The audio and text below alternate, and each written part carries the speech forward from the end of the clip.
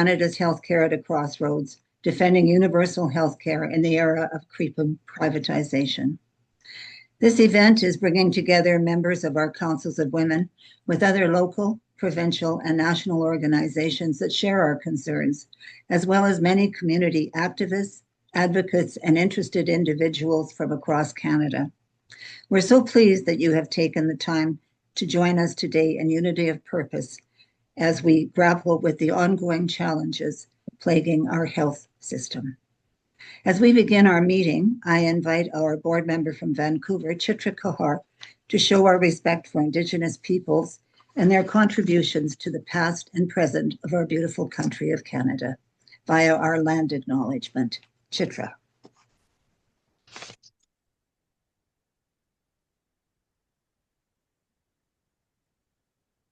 Muted.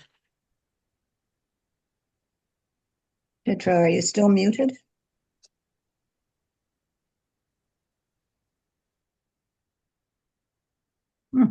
Thank you, Patricia. There you go. Today, as we join together in common purpose, let us acknowledge and respect the Indigenous peoples of all the lands on which we have a presence. Let us reaffirm our commitment and responsibility to the protection of the land which we each call home. Let us acknowledge the harm and mistakes of the past, and let us consider how we can each, in our own way, move forward in a spirit of reconciliation and collaboration. Thank you. Thank you, Chitra.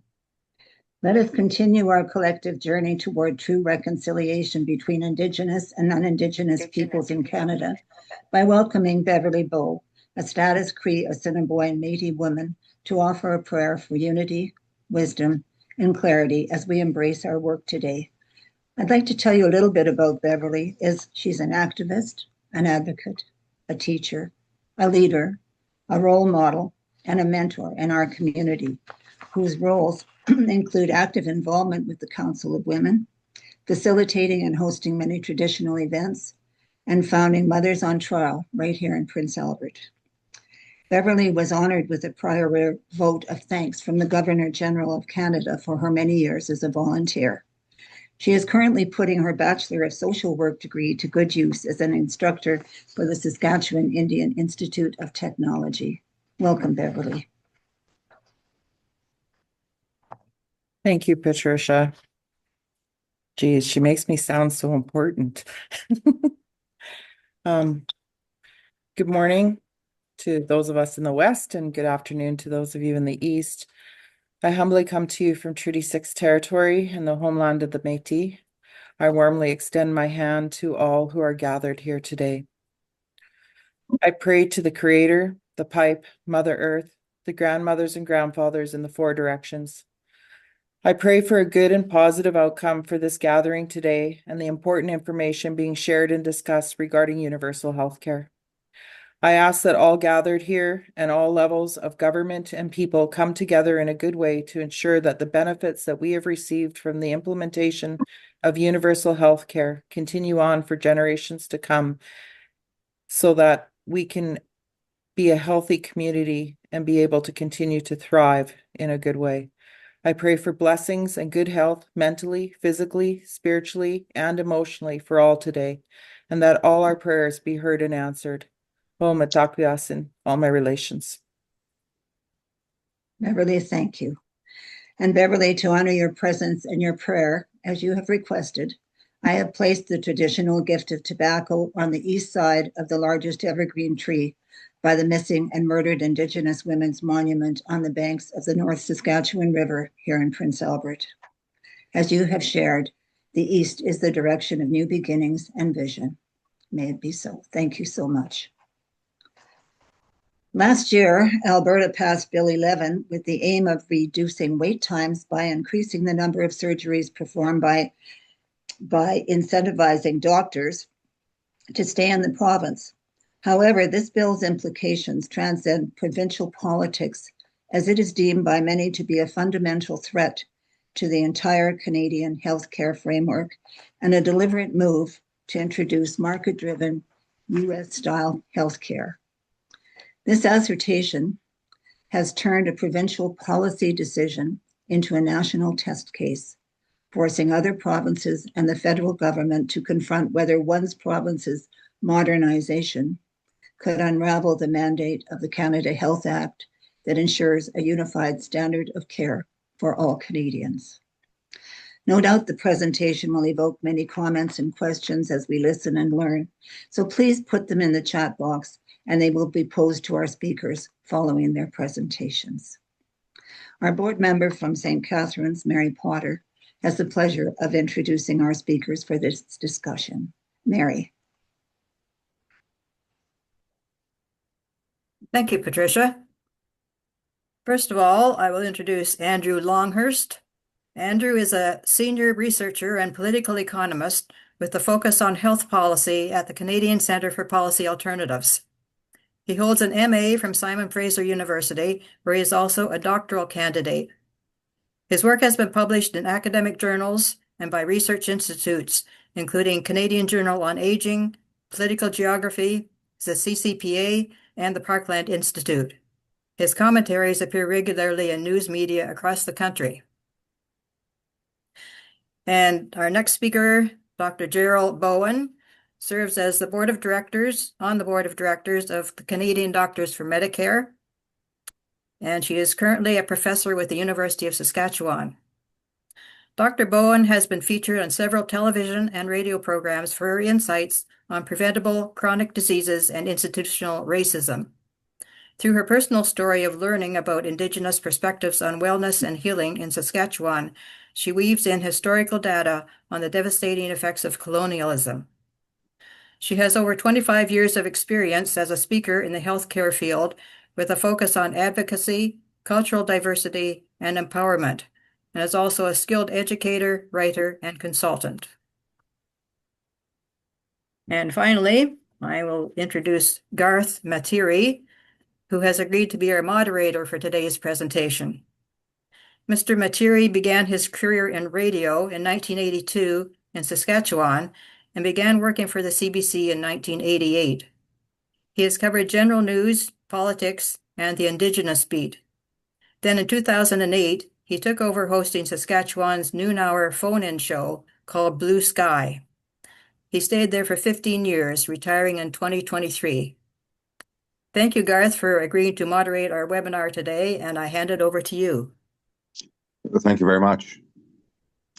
You know, in 42 years as a working journalist here in the home of Medicare, I'm pretty sure one of the first stories I covered as a reporter was a crisis in healthcare. And I'm pretty sure one of the last interviews I did as a host was about a crisis in Medicare. We all know the issues from training, recruitment, and retention to lack of primary care, overcrowded emergency rooms, and a crumbling infrastructure. But what's happening in Alberta is fundamentally different. It'll challenge the twin pillars of universality and single payer, and other provinces like Saskatchewan and Ontario are watching this very closely. And I hope that today's webinar will arm us all with some facts and arguments and some potential solutions going forward, as this will no doubt become a national debate. With that, I want to call upon our first presenter, who has studied what's going on in Alberta extensively. So I'll call now on Andrew Longhurst to arm us with some facts. Thanks, Garth, Andrew? and thank you so much for the invitation to be with you, and really pleased to be part of this conversation. And my hope is we can get into a nice discussion as well. So I'm going to share my slides first of all, and then we'll get going. And I should first say I'm coming to you from the unceded traditional territories of the Shishel and Squamish First Nations on land that settlers call Roberts Creek on the Sunshine Coast outside of Vancouver. So as Garth said, I'm going to focus my presentation specifically on what's happening in Alberta. It is a significant and, as Garth said, a fundamental change to public health care in this country. And it is a real threat to the incursion of US, and not just US style healthcare, but the movement of US corporations into Canadian provincial health systems. So in Alberta, just to give a bit of context, it is fair to say that the province is on the bleeding edge of privatization. This is a province that has been engaged in significant reforms across the health system. It has moved from what was an integrated provincial health service delivery agency called Alberta Health Services and restructured that into 4 different ministries that are inevitably going to silo the care and move away from the integrated nature of care delivery. There's also other moving parts here. One issue that I've covered quite extensively or focused on in my research has been the expansion of for-profit surgeries with public dollars. But what Bill 11 creates in the province with legislation that was passed in December of last year is two-tier healthcare. And this is the first time in Canada that we've seen this explicit legislation. It established what's referred to as dual physician practice, where doctors can work both in the public system, billing the public insurance plan, and also working in the private pay market, charging patients for services that are already covered under the provincial legislation and under the Canada Health Act. And just to be clear, when I say two-tier healthcare, I'm referring to a system that provides faster access to those with the ability to pay privately and longer wait times for everyone else. What we see with this model of dual physician practice is it's the very mechanism or the way that a two-tier healthcare system is being established in Alberta, and clearly with ramifications for the rest of the country. What it does is it allows doctors, again, for the first time ever in this country, to both bill the public insurance plan in Alberta and on a case-by-case basis decide whether there are services or interventions that patients will have to pay for privately. So what it does for physicians and ostensibly for-profit facilities that they're working in is it allows them to remove the financial risk of working entirely in a private pay system. In Alberta, like many other provinces, there's no restriction on entirely private pay healthcare. What the restriction is or has been historically, is that doctors have to choose whether they're working in the public system or whether they're working entirely in the private pay system, and they can't be doing both at the same time. And so that's what makes this legislation so novel, so fundamentally different, is that it removes the financial risk and it allows a private market to flourish where physicians and private facilities can charge for those services that are also covered under the Canada Health Act. And no other province does this.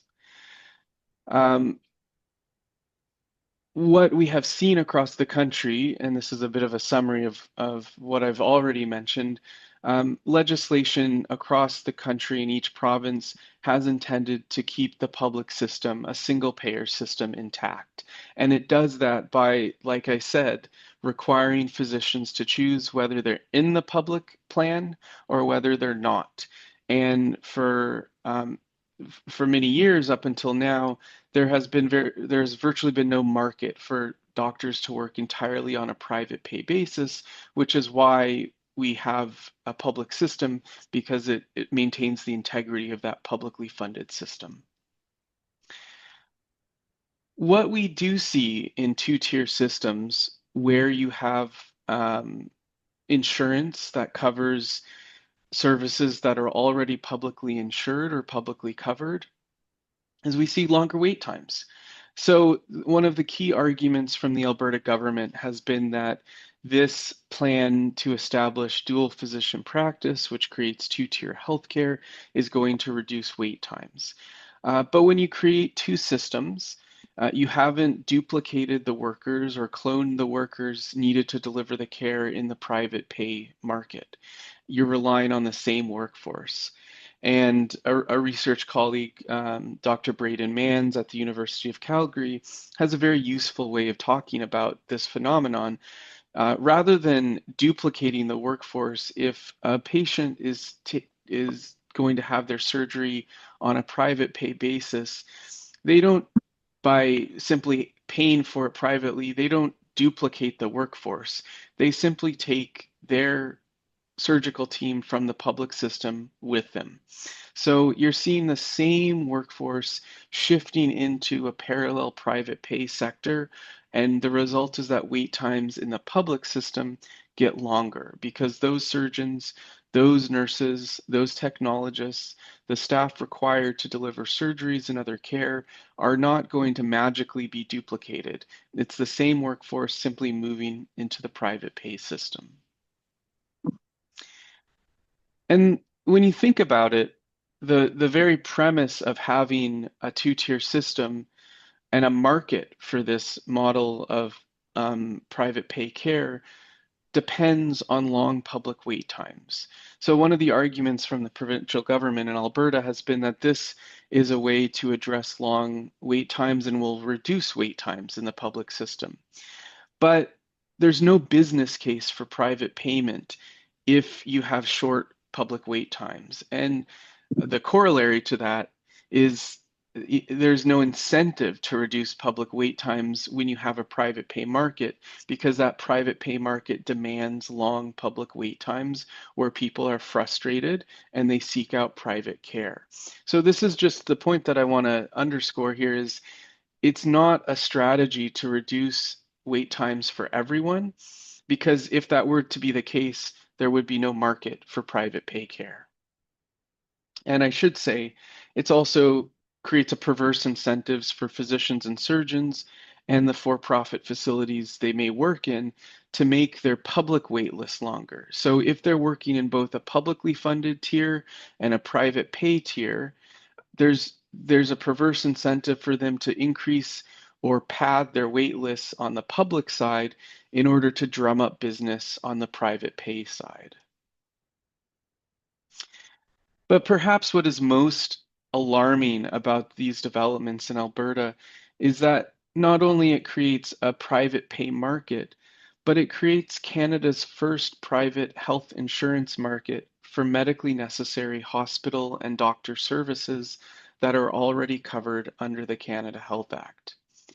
And what this will do is it will put pressure on employers as well as individuals and unions to pay for or negotiate private health insurance plans that cover medically necessary surgeries, diagnostics, consultations, virtually all of the services that we currently expect to walk into the doctor's office and receive at no direct cost to us. These services now could be subject to private health insurance, or encouraging individuals and employers and unions to negotiate and pay for insurance plans that cover the services that we already expect to receive free at the point that they're delivered. And this is fundamentally different. And this is what makes it the threat of US-style healthcare is traditionally and historically in this country, we have had employer-sponsored extended health coverage. And this is separate and distinct from that. It means the possibility that private health insurance providers will offer insurance products that cover everything that we now expect to receive free at the point that it's provided. And we know that we already have a large number of Albertans in that province and Canadians across the country and residents who have extended private health insurance primarily through their employers. In Alberta, the number is 3.3 million.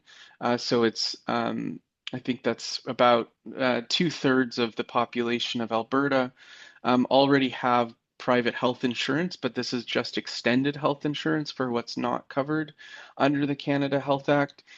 So there is already a market already in the province. And so if we start to see insurance providers adding new products, we risk moving very quickly to American style healthcare. And we know also in Alberta that these private health insurers are overwhelmingly for-profit, 68 in the province, and only 3 of those 68 are not-for-profit insurers. But I think there's a number of considerations. So the growth of the private insurance market depends on forthcoming regulations. The government in Alberta has said this will only apply to some surgeries, but we have not seen the final language. So there's an open question about what this will look like. But as it stands, the legislation itself is incredibly open-ended and would apply to all physician and surgeon services in the province of Alberta that could be that could require private payment. Doctors and surgeons, as the legislation is written, could demand private payment for any services under the sun. There's another question about how much of the workforce shifts into the private pay market. And this really depends on what I mentioned before, which is, are there any guardrails that are going to limit and constrain the ability for physicians and surgeons and for-profit facilities to be forced to limit what they offer or what they charge for on a private basis? There's also a big question, and I would include your organization in this. There's a question about how will civil society respond to a two-tier healthcare system and the potential that insurance companies are selling insurance products that allow for queue jumping insurance. So this is, like I said, this is not extended health insurance. This would be private health insurance for medically necessary care, all of which is already covered under the Canada Health Act. And it raises questions like, will civil society organizations organize boycotts? We've seen this happen before. Will we see campaigns and a large movement to push back against this? And we're already starting to see this. There are provincial health coalitions that are citizen-led organizations that have just organized a day of action across the country to break the silence on two-tier healthcare and the threat of US healthcare. And so I think we're going to see more and more voices and more movement and momentum to oppose this dangerous development. There's also a question about the federal government's response. Right now, the federal government has remained largely silent on the issue. They said they are engaging with the Alberta government and hoping to better understand this legislation. But so far, we haven't had a definitive and unequivocal statement from the Prime Minister or the Federal Health Minister opposing this legislation in Alberta because it is at odds with the Canada Health Act. And I want to jump to the very real threat of US control and threats to our economic sovereignty in this country. We are likely to see Alberta's private healthcare delivery and insurance markets attract US investment interest. And this is not speculative. This is no longer far-fetched. In a 2023 report, I documented interest from a large US healthcare investment advisory firm that was interested in sizing up the investment opportunities for US investors in the Canadian healthcare market. So this is real, it's happening, and this legislation could fundamentally reshape what public healthcare in this country looks like, in large part because once those US investors are let in the door by way of Alberta, we have a number of different trade agreements and obligations that would provide limited protection to us as a country, to the establishment of US and foreign corporations, including US private healthcare insurance providers, to operate in this country and to make a profit. And so I won't go into the weeds on what the trading agreements entail, but put simply, it means that there are protections once they are established in the country. There are protections of them investing and maintaining profits, and the risk is that if the federal and provincial governments try to regulate these for-profit corporations in the public interest, they could be subject to investor lawsuits because they're threatening their profits. And it looks like we have someone unmuted. If you could unmute yourself, that would be great. Thank you very much. Or sorry, if you could mute yourself, that would be very great. And I think the threat here is no longer of US style healthcare, of a two-tier system, but the threat here is actually US healthcare. And this is to say that we live next to the largest for-profit healthcare industry in the world, in the United States. We have an administration in the United States that is very actively undermining our economic sovereignty and threatening what we are as a nation, as a country, our very sovereignty. And so I think the risk here is that we see healthcare becoming an arena where US investment interests and US control starts to undermine our economic and political sovereignty. And finally, I want to end on this section. I have a few more slides that I'll work briefly through, but I want to speak just to the fact that Bill 11 in Alberta is fundamentally at odds with the Canada Health Act. It violates at least two of the principles of the Canada Health Act, including universality and accessibility, which requires uniform terms and conditions on a basis that does not impede or preclude reasonable access. And that's the key language here, because once you create a private pay market with a private two-tier system, you start to see the resources in the public system shift to that private pay tier, and that is going to impede timely access for all of us in the public system who depend on the public system. And the threat here and the stick that the federal government has to use is the fact that 28% of Alberta's healthcare budget comes from federal funding. So the Canada Health Act allows the federal government to claw back or pull back the federal health transfers to the province of Alberta, which right now constitute about 28% of current provincial healthcare spending. Okay, so one of the arguments has been, and many critiques about the research that I've done is, well, this is just fear mongering. We're talking about European style healthcare coming to Alberta.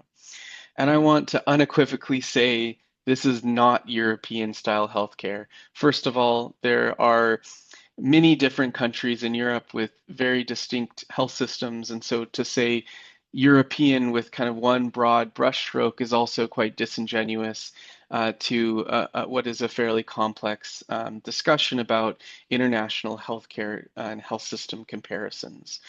And the Alberta government, in doing so, really decontextualizes the fact that these international health systems are distinct and they've evolved over hundreds of years, and they're unlike what currently exists in the province of Alberta. Put simply, a lot of these jurisdictions have what are called social health insurance models, where employers and employees contribute funds to cover their insurance costs. And many of these systems are quasi public or quasi private with quite restrictive and highly regulated systems, and some of them include private health insurance, but are essentially so highly regulated in many of these Western European jurisdictions that they're effectively public health insurers. So it's very distinct from arguments about a lot of these jurisdictions being a market utopia or where the free market reigns. It's not at all the case. And that's one of the concerns with the rhetoric coming out of the Alberta government, is that they're trying to say that this is something that it's not. And the bottom line here is none of these jurisdictions, with the exception of Australia, which of course is not in Europe, they don't have private health insurance for the primary purpose of jumping the queue. And that's what's on offer in Alberta, is private health insurance for the purposes of jumping the queue. Many of these jurisdictions also restrict your ability to move back and forth. So in Germany, for example, there's that word duplicative private health insurance, which serves as an alternative to the public scheme. And it's intended for the wealthy. And once the wealthy make that move, they can't come back. They can't go back and forth between the public and the private scheme for wealthier folks. So it's not intended to be in addition to or duplicative of. It is either or. One of the arguments is, well, look at Australia. They have private health insurance, and we need to emulate them. Not the case. I don't think we want to look to Australia. They are the closest comparator in terms of what Alberta is doing. But when you look across a number of key surgical areas, they in fact have longer wait times compared to Canada. And it's also a country that subsidizes the private health insurance industry to the tune of $7.6 billion in tax subsidies to encourage Australians to pay for and buy private health insurance. This is Stephen Duckett. He's the former CEO of Alberta Health Services. He's a health economist, and he's done a lot of work studying Australia, where he's focused much of his professional career. And he says, in contrast to the claims by proponents, increased private provision does not lead to improved access to public care to any significant extent, nor does it reduce waiting times. It does, however, allow higher incomes for doctors and provides business opportunities for investors in private hospitals.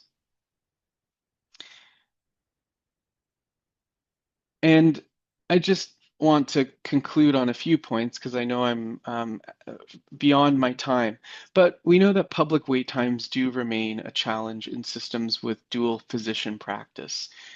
So this idea that it magically resolves the issues that we are dealing with long public wait times, that's not the case. And what we have actually seen is those jurisdictions that focus on public system improvements, on scaling up pilot projects, and I know a number of these our next speaker is going to talk about. These are the reasons that we reduce wait times, and it's not the greater involvement of for-profit activity. And in fact, a lot of the countries that are referenced in this debate about two-tier healthcare and private health insurance and dual physician practice, these are jurisdictions with much higher public investment than private investment in the healthcare system. So when you look at Alberta and Canada at the top with the greatest amount of private payment or private financing for healthcare, and then you compare it with countries in Western Europe like Norway, Sweden, Germany, Denmark.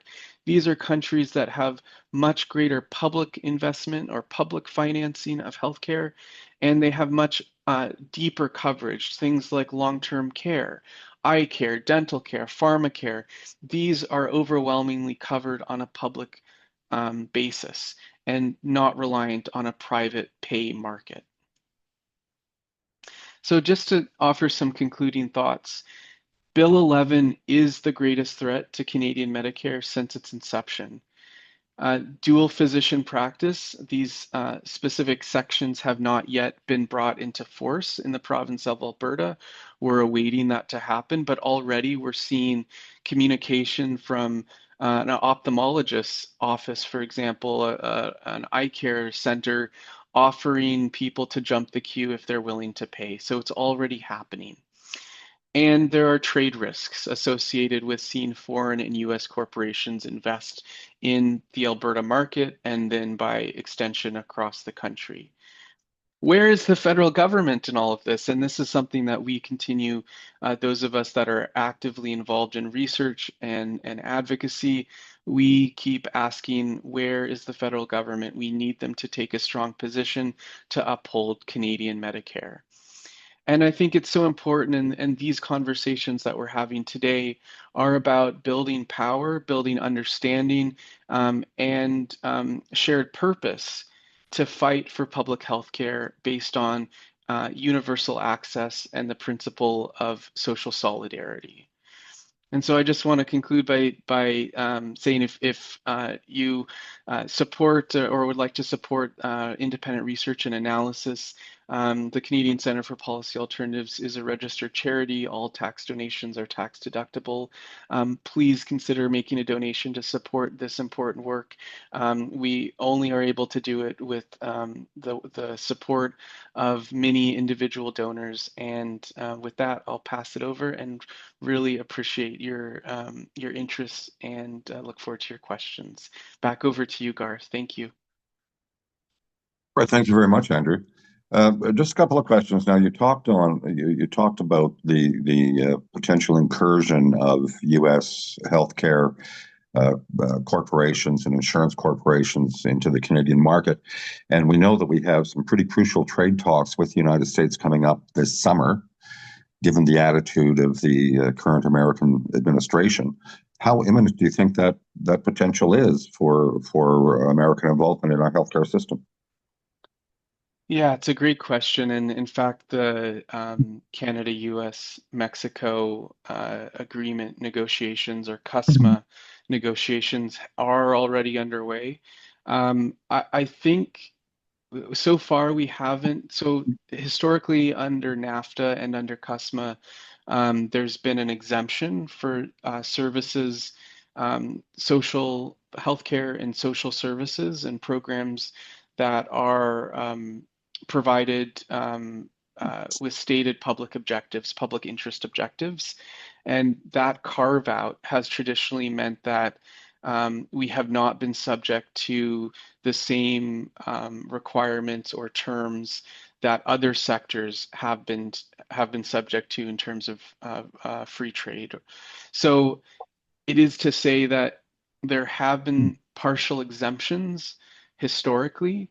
We don't yet have a sense that the Trump administration is looking to change that. That's not yet the signal we're getting. That could change. This is an administration that changes its rationales by the hour or the minute. So it's not to say that threat isn't there.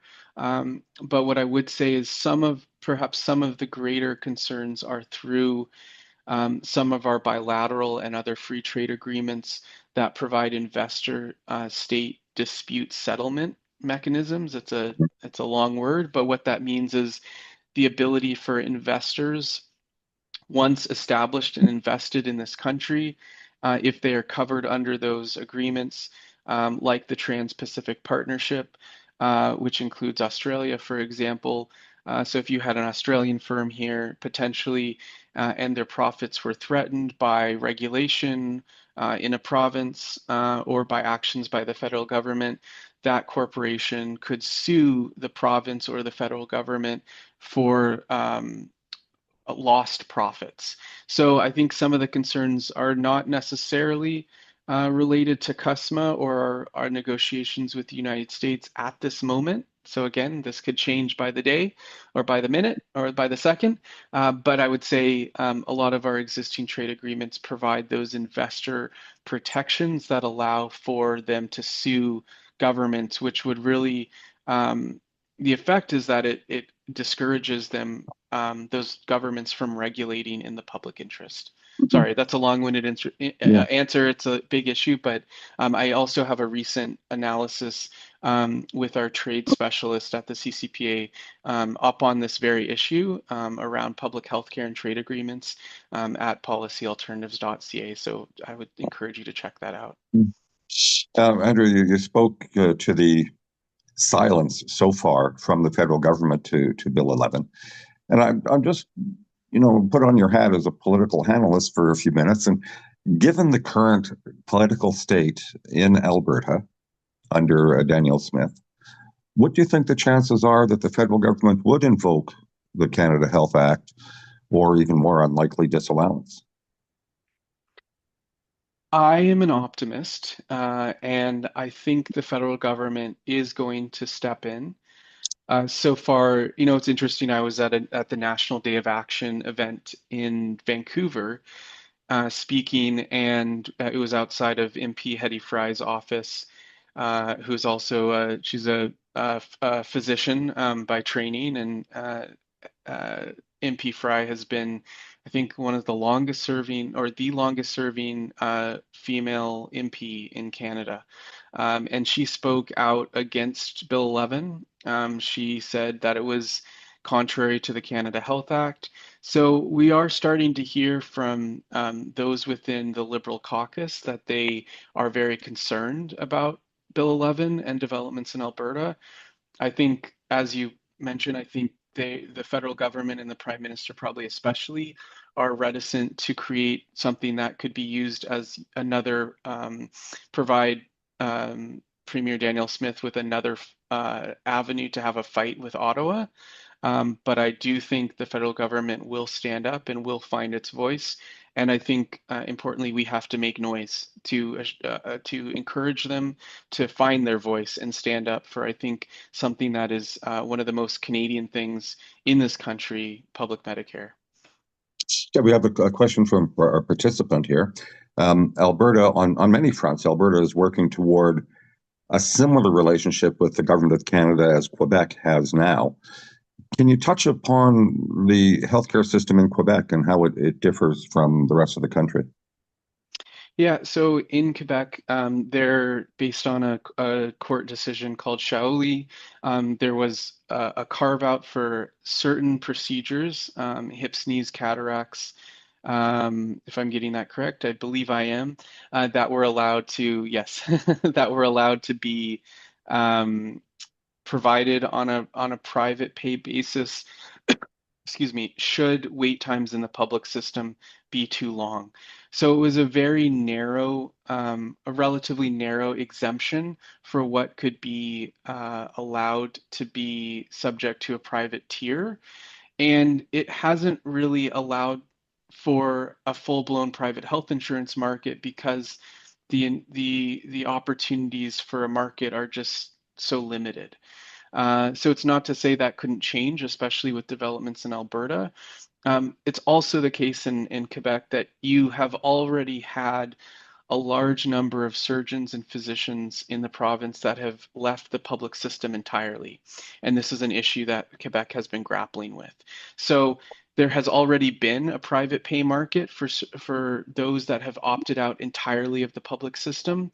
And so in that sense, well, you can get a private pay surgery from a surgeon who doesn't work in the public system at all. And that's, again, the distinction between physicians and surgeons are either in the public system or they're out. And that's the boundary that has been established through legislation across the country. Okay, well, how does that differ from what's being offered to physicians under Bill 11? So in Bill 11, you can have one foot in both camps. You can be working on being paid by the public purse, and you can also be charging patients directly for your services. And you don't have to make any distinction between when and how you're doing that work. That's as the legislation is written, you could say this portion of your consultation will be covered. I will bill it to the public insurance plan, but actually this portion of the consultation is going to cost you $300 and I need that private payment from you. And that is not in existence in Quebec. As the letter of the law stands, that's not in existence in other provinces. So does it essentially allow double dipping?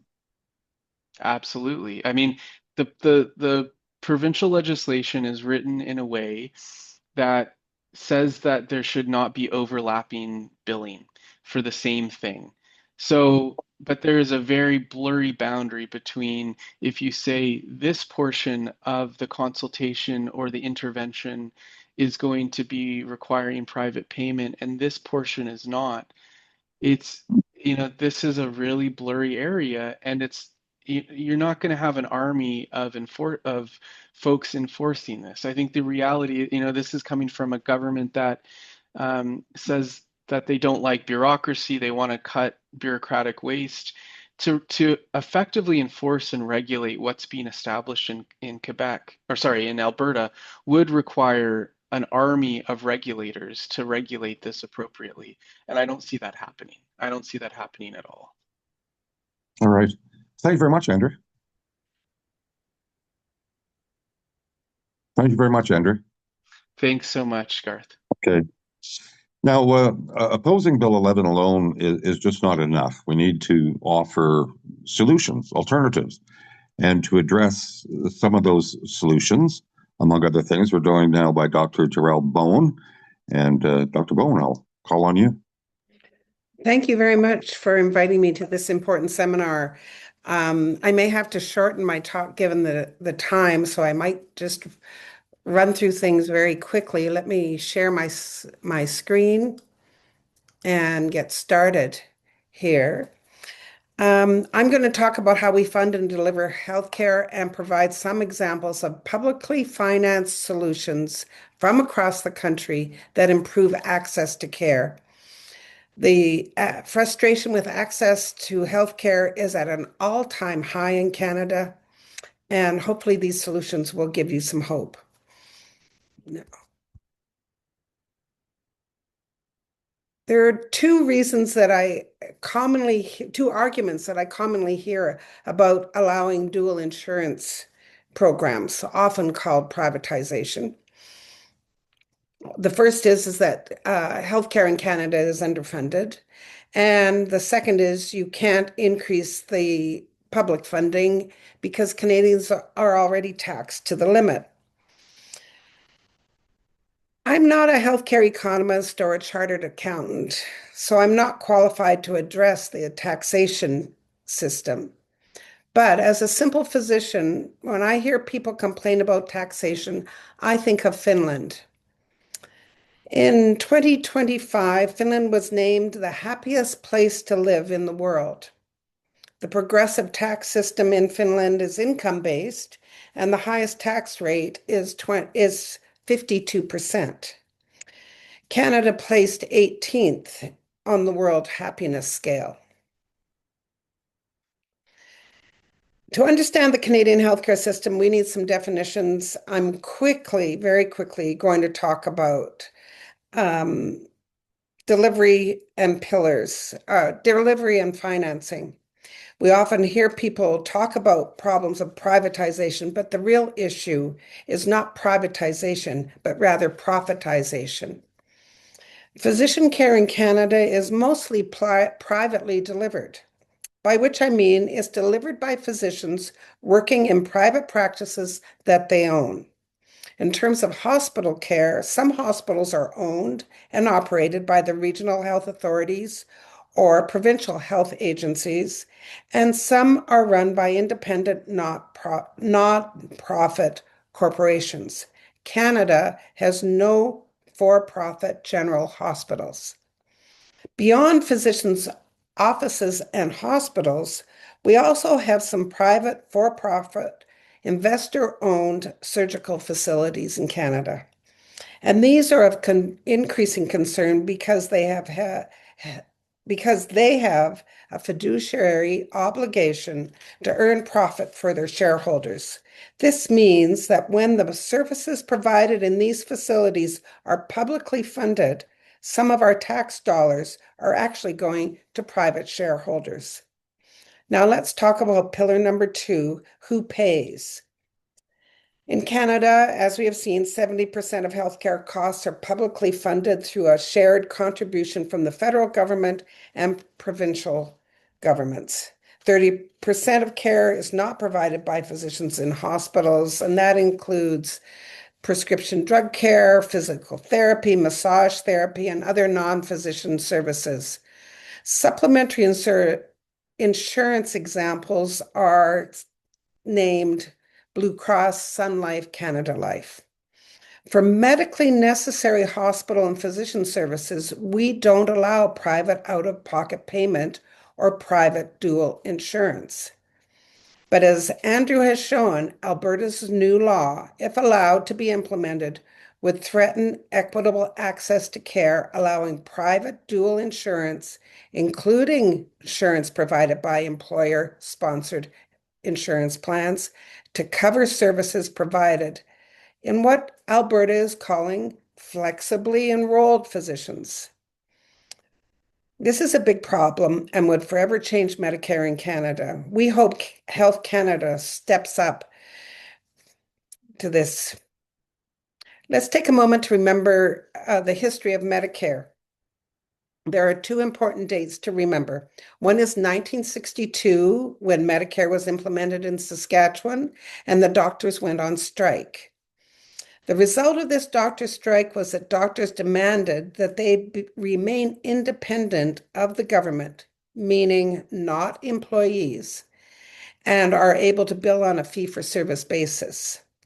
The second important date is 1984, when Monique Béjean, then Minister of Health, implemented the Canada Health Act. This ensures universal, portable, accessible, and comprehensive coverage for medically necessary hospital and physician services, prohibiting extra billing and user fees. As Andrew says, the only stick that the federal government has is the federal health transfers. Let's talk about innovations that can improve access to care. The solutions all abide by the law, the Canada Health Act, and are publicly funded. I will provide some of these publicly funded innovations in my talk.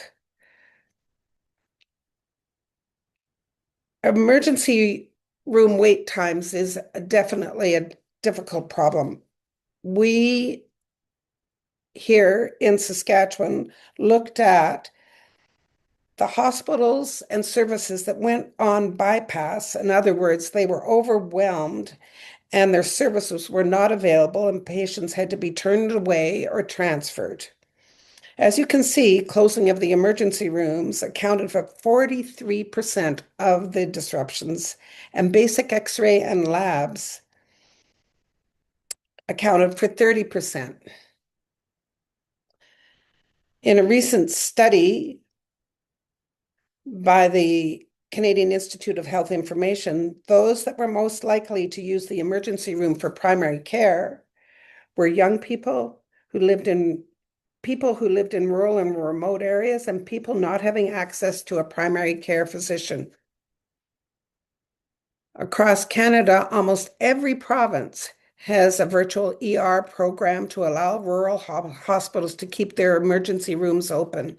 In Saskatchewan, we have been collaborating with the Saskatchewan Health Authority to place robotic device in rural sites to allow emergency room physicians to remotely examine patients in the emergency room. Let me introduce you to Rosie the robot. Rosie was placed in Nain, Labrador in 2010. This community near Goose Bay did not have a doctor, and a remote present virtual care machine was placed in the community to connect patients to physicians in larger communities. It was a pilot project, and after the research was finished, the company that donated the machine for the research required that the machine be returned. When they flew into northern Labrador to pick up the machine, the robot was nowhere to be found. The community kidnapped Rosie and wouldn't let her go. I'm going to talk about another innovation to revolutionize wait times in Canada.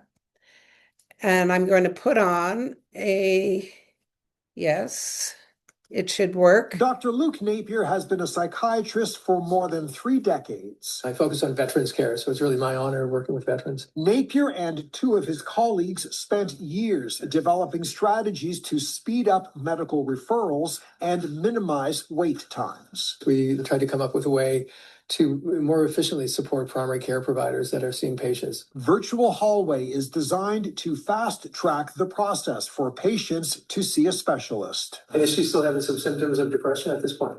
Family doctors and nurse practitioners have on-call access to medical specialists by using the secure and private links on this website. So the primary care side can go into virtualhallway.ca and select the particular person they'd like to receive a call from, and then they receive a call at that defined time. An efficient system, Napier says, has helped shorten referral wait times from 6 to 12 months down to weeks, days, and sometimes hours. When Virtual Hallway was launched in Nova Scotia almost 5 years ago, it only served psychiatry. It now covers 50 specialty areas in 6 provinces. Up until now, have not been that many services kind of to fill this in-between area where you have a question that you need answered sometime soon so that the patient can get treatment for their condition. Leslie Fleming was bracing for a delayed referral for her daughter. Fleming's family doctor used Virtual Hallway and a treatment plan was determined within 48 hours. And that's really just such a relief as a parent where when you're left waiting, you just feel sick because you want to help your child as much as you can. Dr. Luke Napier hopes Virtual Hallway will soon be available in all Canadian provinces and territories. He sees it as a way for doctors to connect, optimize, and improve patient care. Paul Hollingsworth, CTV News, Halifax. Dr. Luke Napier. Over 84% of referrals facilitated by virtual care have allowed patients to avoid a wait list. I'm going to talk about expensive transportation costs, which is an issue for the rural and remote population in Canada. Now I have to go to here we are. I have to switch from my computer to the mouse because of that embedding the video. Anyway, in this study, Scott Adams and his colleagues at the Virtual Health Hub in Saskatchewan examined access to obstetrical ultrasound. They found that if you are Indigenous, you were 50% less likely to receive an ultrasound, and if you lived in a rural area, 30% less likely.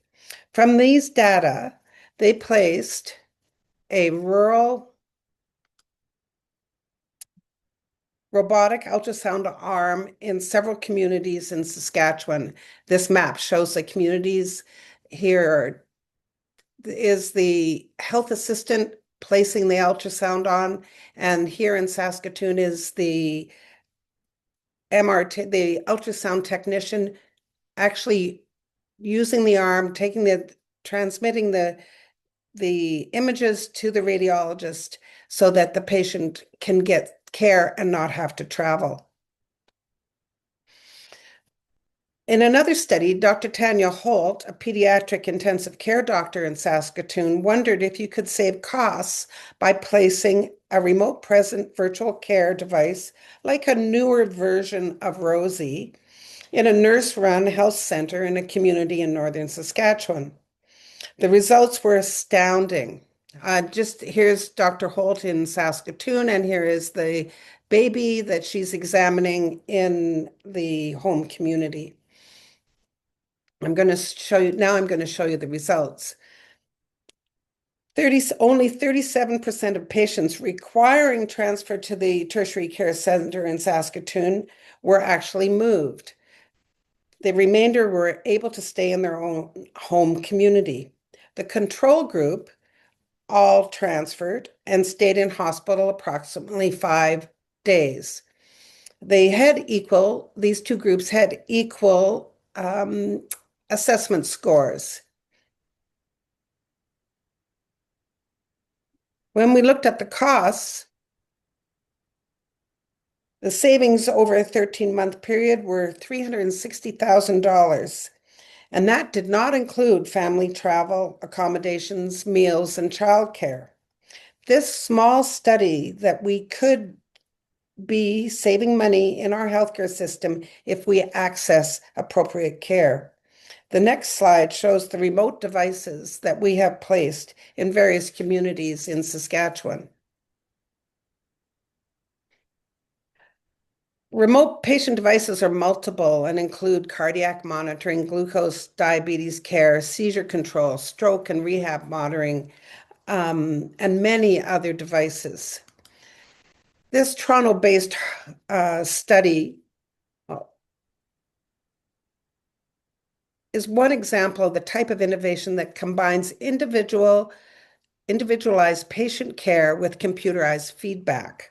In this study, patients with heart failure were required to report information blood pressure, and weight via cell phone on a weekly basis to a heart failure coordinator.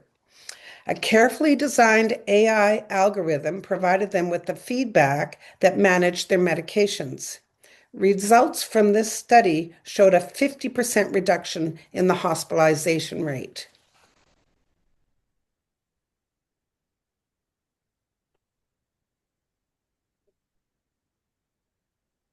Team-based care. Tommy Douglas, his original plan was to implement community clinics. Just to note, it also included pharmacare, dentacare, and mental health care. Team-based care in Canada is a collaborative approach where diverse health professionals, such as doctors, nurses, pharmacists, and social workers, work together to provide comprehensive, patient-centered care. Data shows that teams offer better, faster, and more continuous care for patients and reduce emergency room visits. The main barrier is financial. Paying for more team members costs money. Also, there's an added cost of shared medical records and managerial oversight. I often wonder how our healthcare system would look today if community clinics had not been negotiated out of the original Medicare plan in 1962. Currently, most outpatient specialists use a multiple queue, multiple server model to manage their referrals and wait lists, whereby each clinician has a separate queue. Like at the grocery store, single entry models, like at the bank or the airport, where everyone is in the same line for the next available agent, allows primary care providers to refer to a single surgical intake point where the patient sees the first available specialist based on triage for urgency and appropriateness. Oh, I need to go back. In this meta-analysis of the wait times in Canada, there was a decrease in wait times when the patient was referred to a single entry model. But pooled referrals may not fully solve the wait from consultation to surgery if operating room capacity is limited. A critical lack of specialized staff, including anesthetists and especially nurses, means that many existing operating rooms cannot run at full capacity or for extended hours. Scheduled elective surgeries often compete with emergency cases for limited operating room space, staff, and hospital beds, leading to cancellations and delays. I would like to focus on the last point in this slide, the outdated communication systems. In fact, I heard yesterday that the 1980s called and they're asking for their fax machines back. This brings us to another innovation in Canada supported by the federal government that is trying to address healthcare communication. Interoperability of medical information is our healthcare is complex. Interoperability is, oh, sorry, I lost my place. It's difficult to achieve because our system is decentralized to the provinces, territories, not the federal government. So each health system in Canada has built its own digital systems with different proprietary vendors, formats, and priorities, resulting in a patchwork of systems that don't naturally connect. This computer language FHIR, Fast Healthcare Interoperability Resources, is for sharing medical information and has been adopted worldwide. Unfortunately, digital health projects compete with immediate healthcare needs, and interoperability is a long-term investment with less visible short-term impact. That being said, momentum is picking up thanks to national interoperability roadmaps and shared goals across provinces and territories, and funding from Canada, Infoway, and CIHI. Respect for data sovereignty and privacy is a high priority. Another innovation is the Canada Health Network. It pairs companies with healthcare organizations to validate, procure, and commercialize new technologies to improve patient care and increase efficiency. As you can see, there are places across country and we've been working with these innovative companies in Saskatchewan.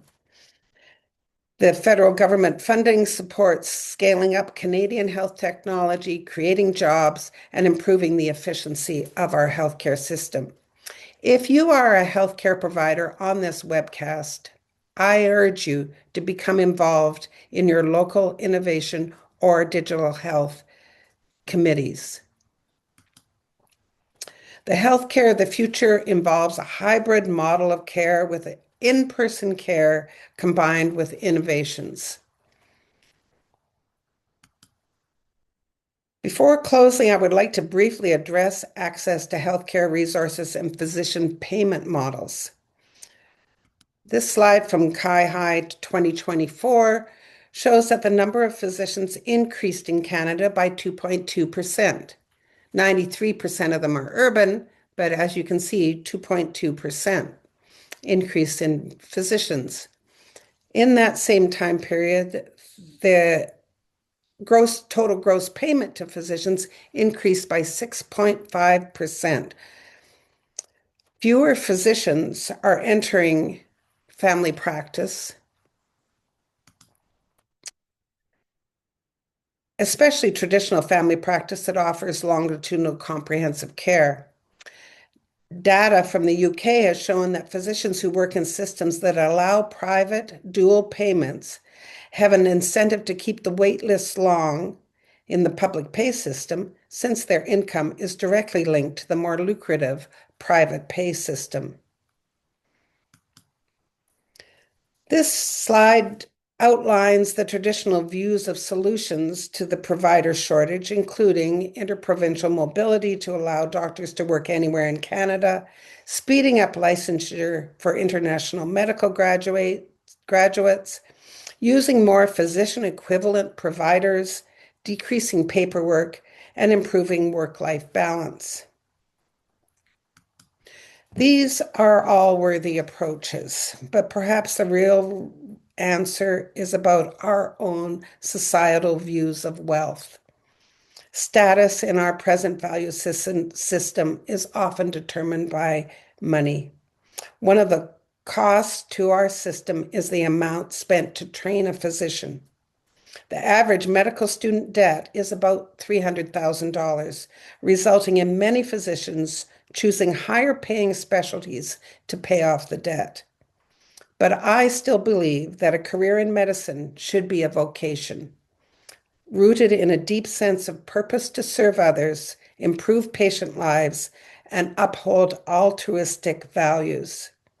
The core motivation should be serving humanity and helping others rather than just a job, while providing immense emotional strain to meet high professional demands. This involves sacrifices. Physicians who view their work as a calling often report higher job satisfaction. I can personally attest that there are physicians in Canada who demonstrate this ethos. Thank you for giving me an opportunity to represent these physicians. All right, thank you very much. We have a question here from a participant. Perhaps you can answer it. Is it true that the use of MAID is more common in remote areas than in urban areas? Not that I'm aware of. All right.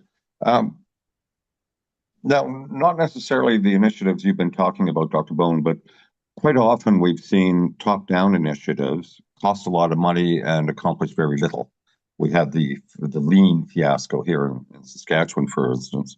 So how can we implement some of the changes you're talking about without adding another layer of management or mid-management somewhere along the line? And I've seen graphs recently that show the number of managers has increased much quicker than the number of frontline healthcare workers. I'm going to quote a famous quote, and I don't know who it's from. Maybe you can tell me, Garth. We have seen the enemy, and the enemy is us. I really think we need to change our whole value system of what we consider important. I'm sorry, but the enemy is us. We're all part of it.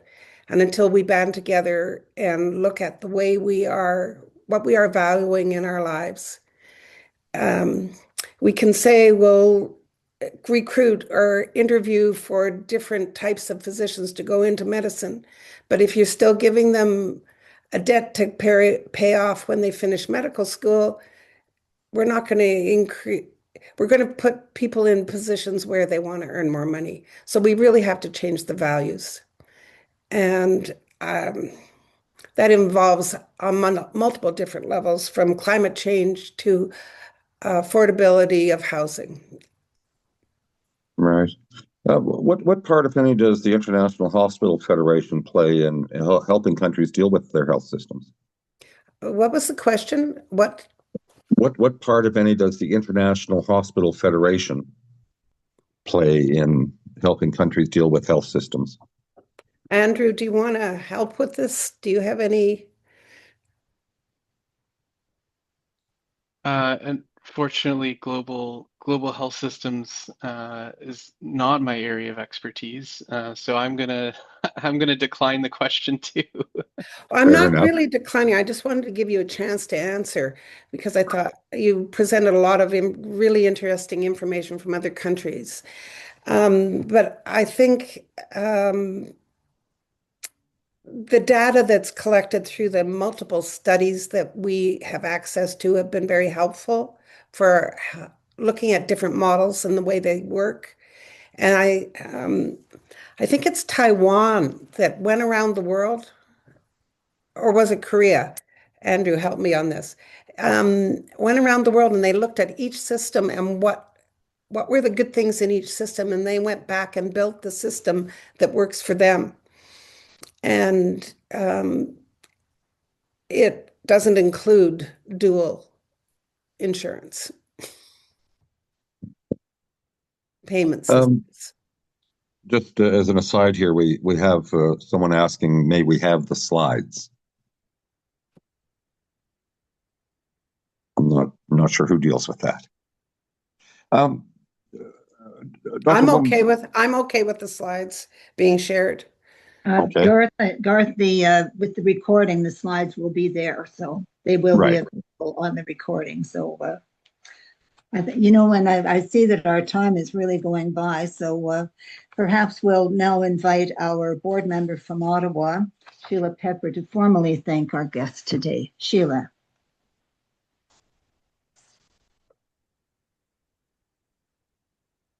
Yes, thank you.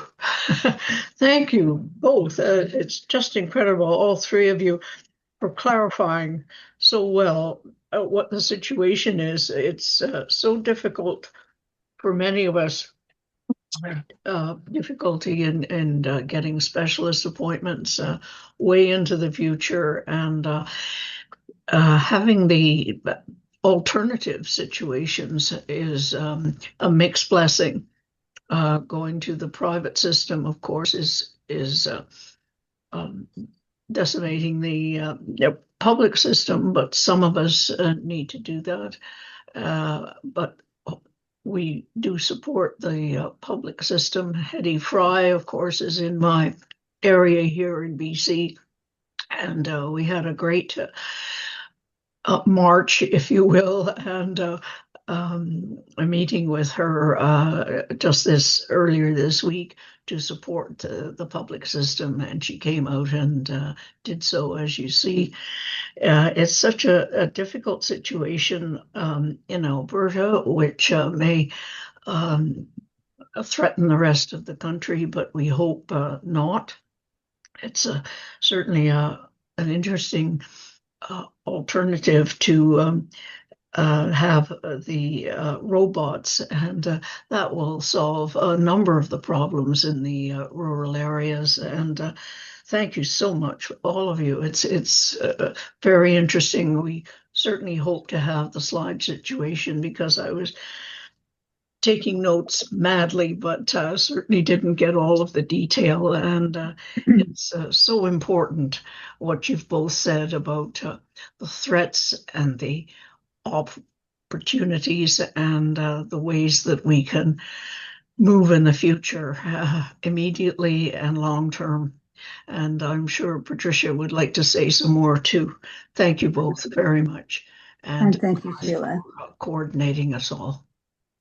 Thanks, Sheila. And thank you too, Dr. Boan and Andrew, for sharing your energy, your purpose, and your dedication to finding the issues and concerns with current healthcare and delivery, while exploring innovative ideas to mitigate these challenges while remaining reflective of the shared national values embodied in the Canada Health Act, that all residents should have access to the necessary medical services without direct financial barriers. And Garth, thank you for gently leading us through this discussion with your insightful comments and questions, looking at the human side of the equation, the compassion, the resilience, the collaboration that can and will move us forward. And our deep thanks and appreciation to each of you for attending. Let your enthusiasm in listening to and learning about these challenges and workable solutions be the motivation that encourages you to carry through with the energy, the ideas, and the inspiration to take action, advocating for policy changes that ensure every person, regardless of income, has the opportunity to live a healthier life. Now, in closing our event, and on behalf of the board of the NCWC Education Fund, I extend gratitude to Penny Rankin, our NCWC president, for hosting us.